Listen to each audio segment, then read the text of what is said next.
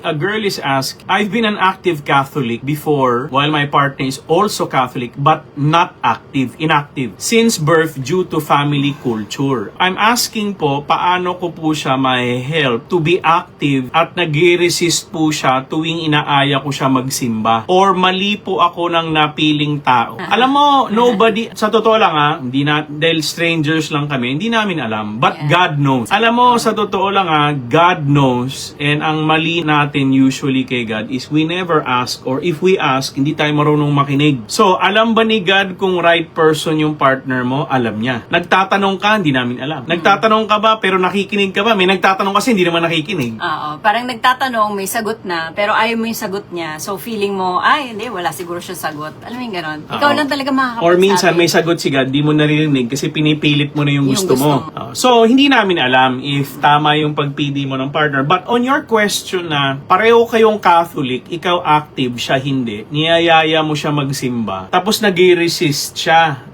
Tapos parang naiinis ka na, di ba? Or mali na ba napili kong tao? Again pag nag-attend siya ng simba, does it make him the right person? Ako hindi rin. Again kasi yung tanong mo, di ba? Nag-resist siya, nagre-resist po siya tuwing inaaya ko siya magsimba. Or mali po ba ang napili kong tao? So babalik tarin ko babalik tarin ko. So pag nag-attend siya, tama? Tama na siya? Tama na siya? My answer, personal, no. At pag nabasa mo ang buong Biblia, wala rin nakalagay doon na sinasabi ni God o ni Jesus na kapag perfect attendance ka o pag nag-a-attend ka ng church, maayos kang tao. In fact, pag nagbabasa ka ng comments ng RM, baliktad. Tingnan mo di ba, attendance.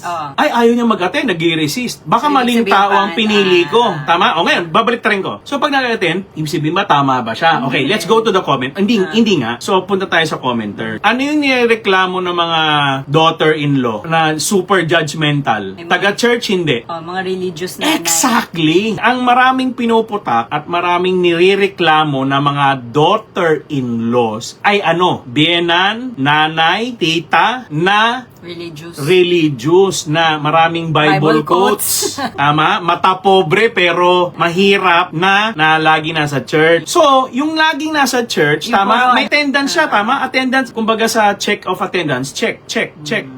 O kaya lang, yung ugali, hindi rin siya. Looks good on the outside. Pero sa inside, madilim din pala.